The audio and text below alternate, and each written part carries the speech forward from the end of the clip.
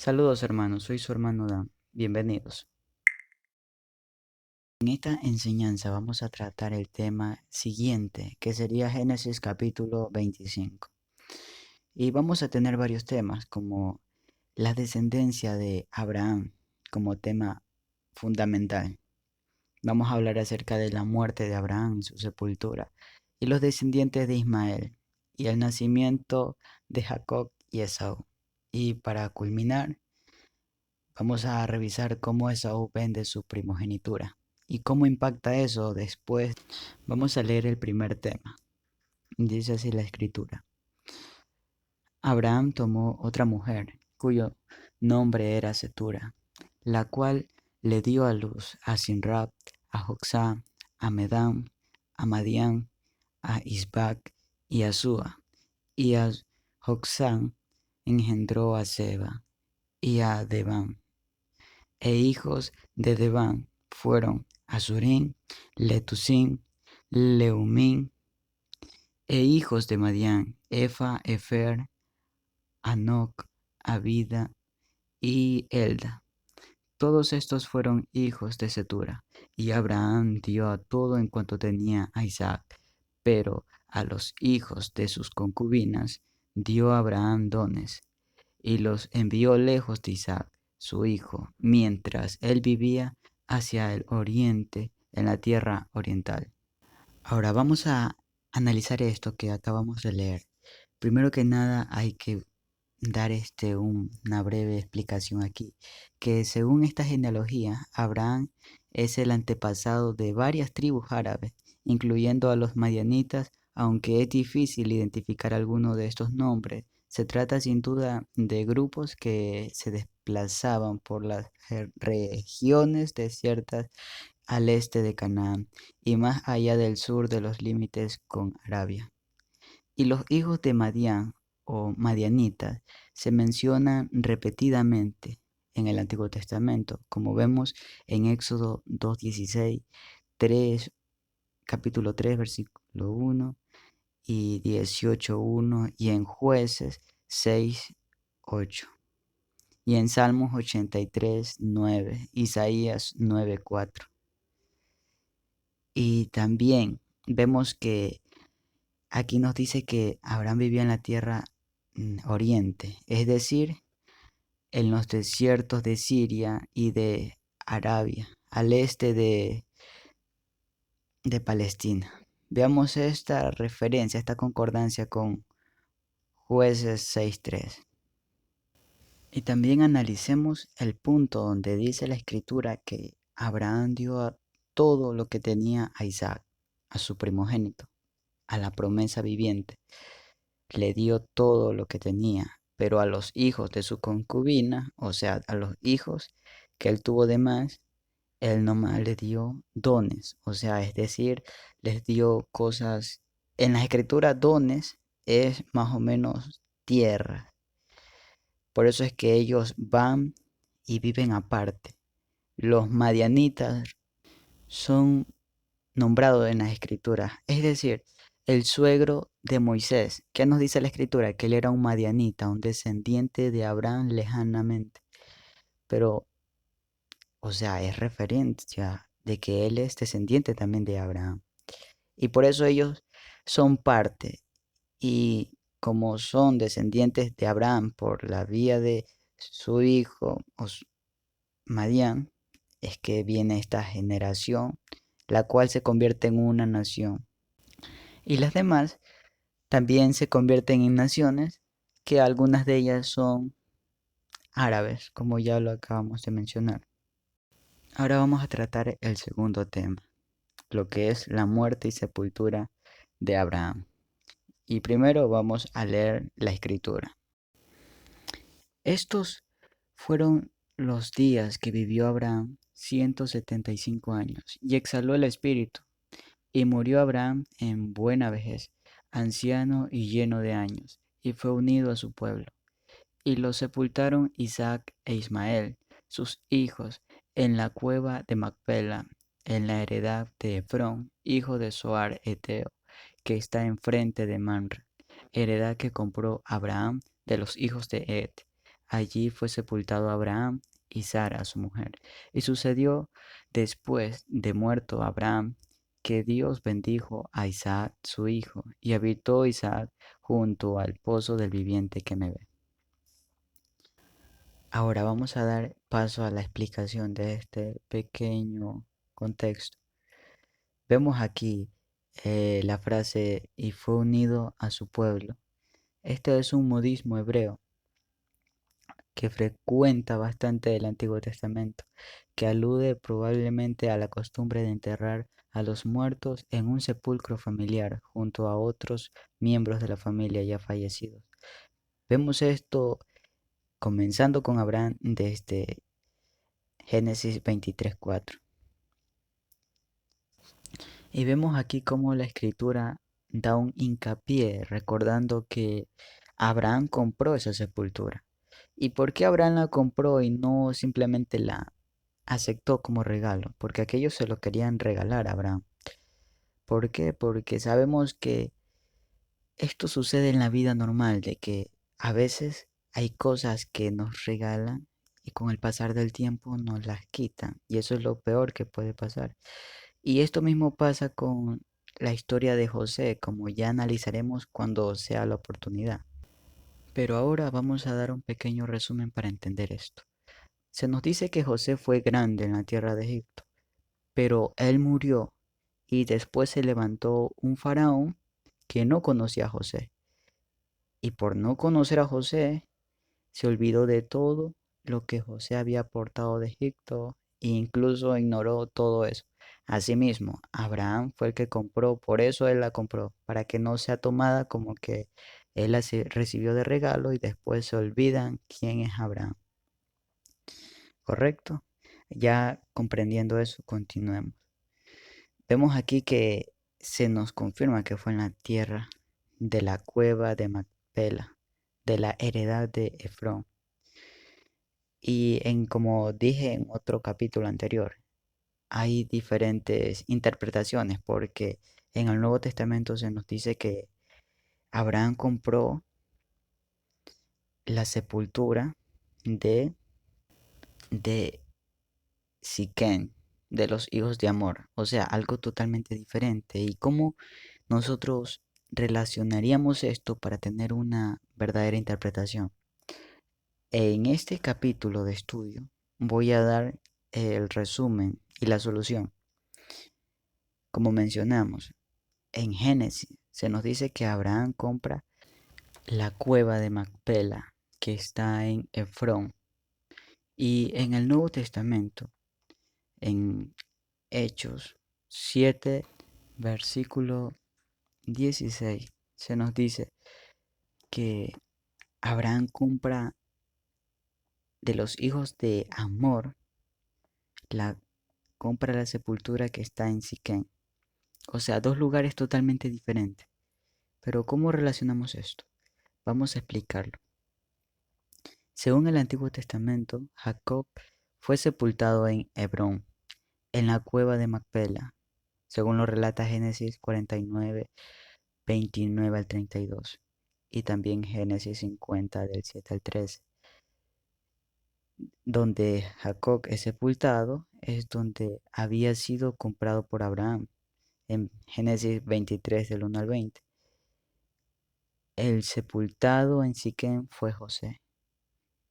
Y vemos esto en Josué 24:32, en un campo comprado por Jacob.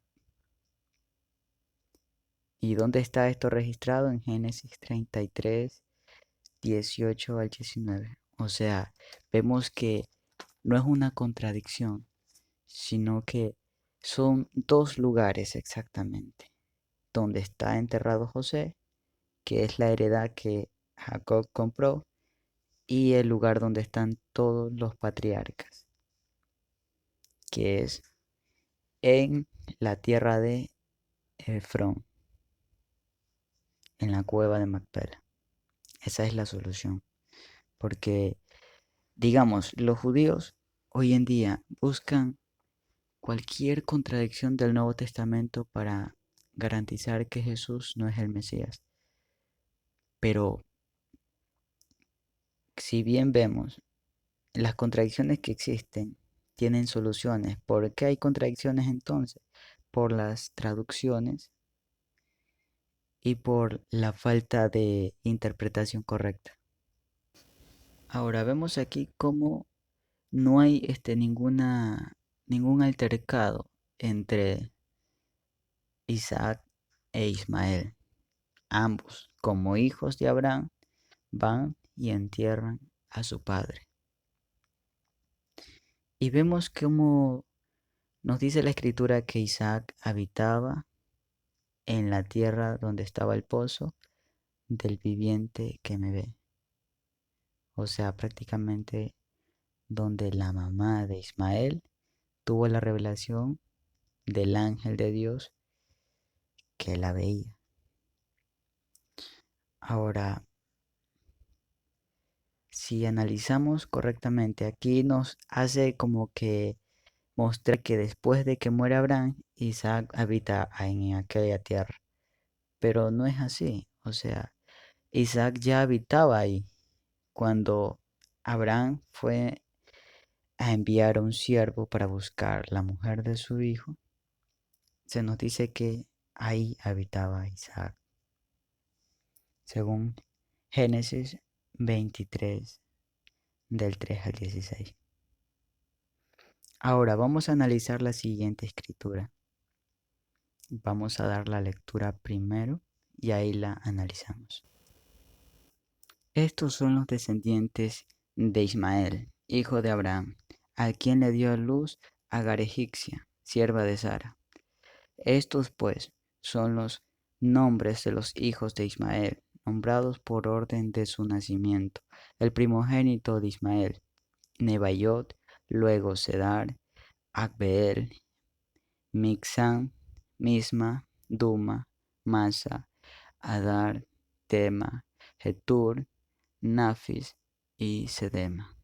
Estos son los hijos de Ismael, y estos sus nombres, por sus villas, por sus campamentos, 12 príncipes por sus familias, y estos fueron los años de la vida de Ismael, 137 años, y exhaló el espíritu e Ismael y murió y fue unido a su pueblo. Y habitaron desde Avila hasta Shur, que está enfrente de Egipto, viniendo a Asiria, y murió en presencia de todos sus hermanos. Ahora vamos a analizar esta escritura. Primero que nada, hay que dar cita al cumplimiento fundamental dado a Ismael, que Dios le dice a Abraham que Ismael va a tener 12 príncipes. Y vemos cómo se cumple esto exactamente como Dios lo dijo. Y la cita de esta promesa la encontramos en Génesis 22, del 20 al 24. Ahora, otro punto muy importante. Asiria, dado en el contexto geográfico, no se trata aquí del imperio asirio, sino de la región habitada por los hijos de Azurín, mencionada en el versículo 3. También vemos esto en Génesis 25 del 1 al 6. Ahora también otro punto que nos dice aquí, y murió en presencia de todos sus hermanos. Lo que esto en verdad nos dice aquí es, una posible traducción a esto sería así. Y se establecieron, ¿quién? La descendencia de Ismael, a pesar de la oposición de todos sus hermanos, como le fue dada la promesa, Génesis 16, 12, que él habitaría en medio de sus hermanos, sin importar la oposición de ellos, porque se nos dice que él sería un hombre fiero, o sea, recto, sin importar lo que pase, él haría lo que él quiere. Por eso se nos dice esto, que él habitaría en medio de sus hermanos, y la mano de él será contra todos y la mano de todos contra él. Ahora continuemos con la siguiente lectura. Estos son los descendientes de Isaac, hijo de Abraham. Abraham engendró a Isaac Y era Isaac de 40 años cuando tomó por mujer a Rebeca, hija de Betuel arameo, de Padán Aram, hermano de Labán arameo. Y oró Isaac al Señor por su mujer, que era estéril. Y aceptó el Señor y concibió Rebeca, su mujer, y los hijos luchaban dentro de ella. Y dijo ella, si es así, ¿para qué vivo yo? Y fue a consultar al Señor, y le respondió el Señor, dos naciones hay en tu seno, y dos pueblos serán divididos desde tus entrañas. El, un pueblo será más fuerte que el otro pueblo, y el mayor servirá al menor. Cuando se cumplieron sus días para dar a luz, he aquí que habían gemelos en su vientre, y salió el primero rubio, y era todo velludo como una pelliza, y llamaron su nombre Esaú. Y después salió su hermano, trabada su mano al calcañar de Esaú, y fue llamado su nombre Jacob. Y era Isaac de edad de 60 años cuando ella los dio a luz. Ahora sí, una vez leído, vamos a explicar todo lo que hemos leído. Primero que nada, Padán Aram. Este nombre significa camino o campo de Aram y designa probablemente un sitio particular dentro de la región llamada Aram Naharaim o Mesopotamia. Vemos esto en Salmo 60, exactamente el título hebreo. Y el tema de la esterilidad de la mujer ocupa un lugar muy destacado en la historia de los patriarcas hebreos. Vemos esto que sucede con Abraham, con su esposa, en Génesis 16 del 1 al 6. Y también vemos esto en Génesis 31. La referencia a este tema pone de relieve la intervención especial de Dios y el nacimiento de algún personaje llamado a desempeñar un papel muy relevante en la historia de la salvación o redención. Su nacimiento responde a un designio particular de Dios. Veamos esto en Salmos 113:9 y en Lucas 1:25.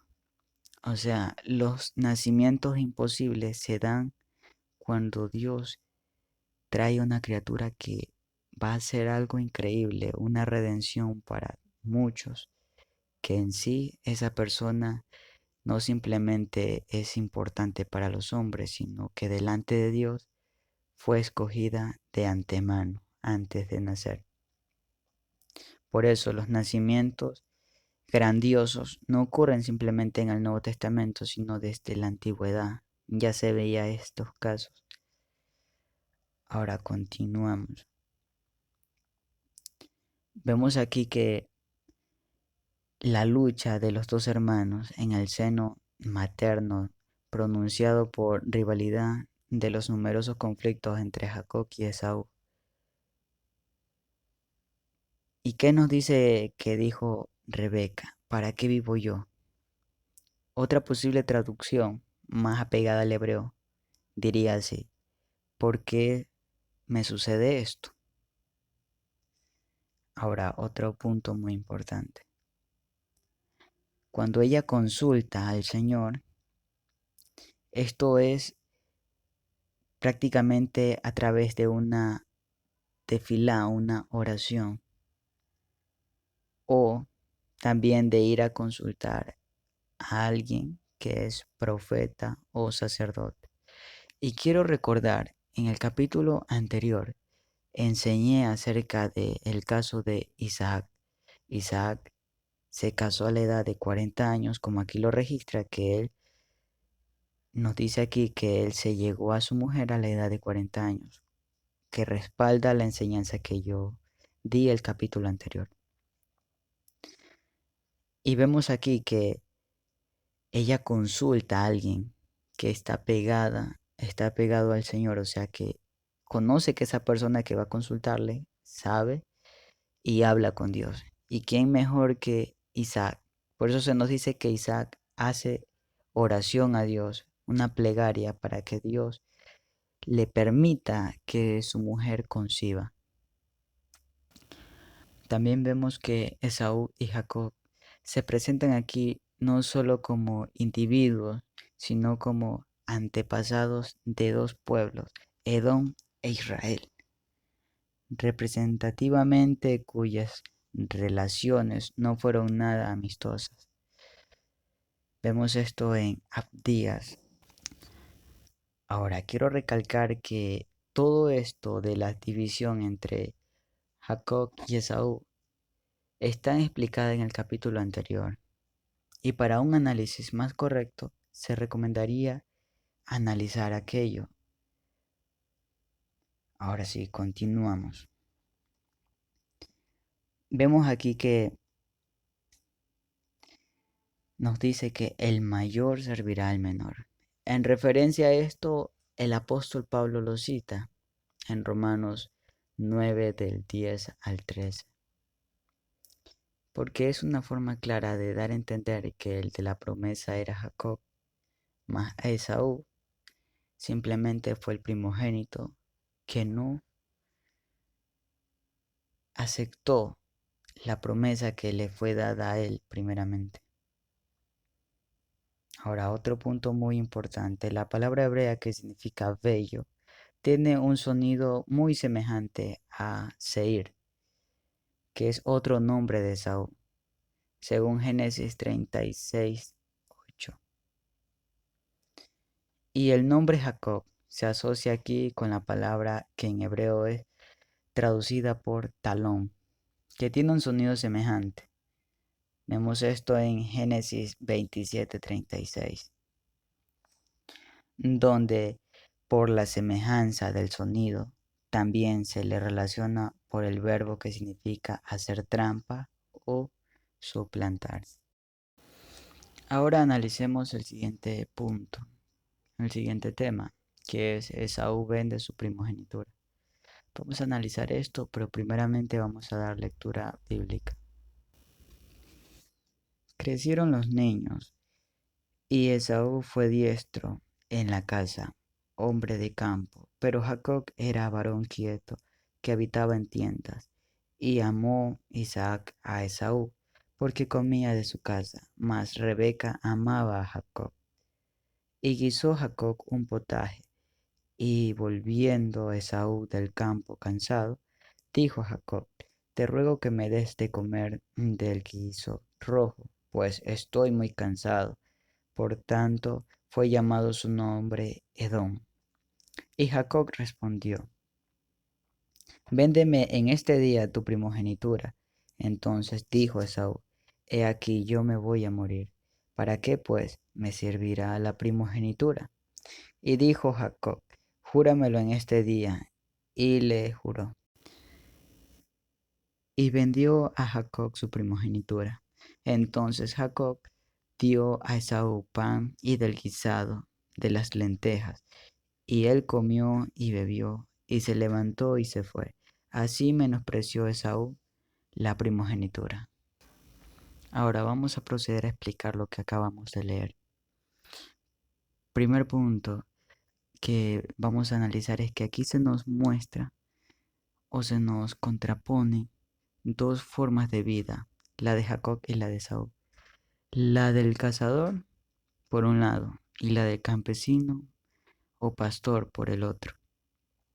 Y es lo mismo que vemos hoy en día. La persona que estudie acerca de Jesús conocerá que en verdad su nombre es Yeshua y hay dos personas, o sea, en verdad es una, pero está dividido en dos, no porque él lo quiso así, sino porque era sombra de lo que estaba escrito en la Torá. Es decir, en otras palabras, se nos presenta en el cristianismo a un Jesús completamente contaminado por la idolatría, a quienes muchos cristianos, ya sean protestantes o católicos, le hacen imagen. Y también se nos presenta a Yeshua, un fiel seguidor de la Torá de Dios y enseñador de la Torá. Por eso vemos aquí a dos personas que nacieron de un mismo vientre, que es una sombra de María, que dio a luz a un hijo, pero ese hijo fue dividido en dos porque el cristianismo separó completamente a Jesús de su nacionalidad, de su cultura, de lo que él en verdad enseñaba. Y tenemos al Yeshua que nunca cambió, que siempre se mantuvo fiel en la Torá. Ahora, un segundo punto que también hay que analizar, que el texto hebreo hace un juego de palabras con el nombre de Edom y la palabra que significa rojo. Por eso se nos dice que el guisado que comió Esaú era rojo y por eso fue llamado su nombre Edom, o sea, rojo. ¿Entiendes? Y por eso ellos, donde habitó Esaú, ellos se llaman los edomitas, porque vienen de Edom. Y podemos tener una pequeña referencia acerca de los edomitas, descendientes de Esaú, en Deuteronomio 23, versículo 7, donde se nos dice, a los hijos de Israel se les dice, no aborrecerás al edomita, porque es tu hermano, o sea, es descendiente del hermano de donde tú vienes. Ellos vienen de Jacob, y el hermano de Jacob era Edom, Esaú. Ahora, otro punto muy importante, donde se nos dice que Jacob le dice, véndeme tu primogenitura. El primogénito o el hijo mayor tenía varios privilegios que lo ponían por encima de los demás hermanos. En particular, a él correspondía el primer puesto después del padre y una doble porción de la herencia familiar. Vemos esto en Deuteronomio 21:17, donde se establece esta ley para los demás. Y el juramento que vemos aquí que Jacob le propone a Esaú era para garantizar de que dio su palabra, de que Esaú renunciaría al derecho que prácticamente era irrevocable, pero como él lo renunció, ahora es revocable y corresponde ahora a Jacob. O sea, tenemos aquí que Jacob tiene una ventaja ya. Siendo él el menor, se va a cumplir la palabra que dice, el mayor servirá al menor. Y con esto hemos culminado, hermanos, la enseñanza de este día. Espero que hayan entendido algo y que continuemos estudiando juntos las escrituras. Shalom, hermanos. Paz.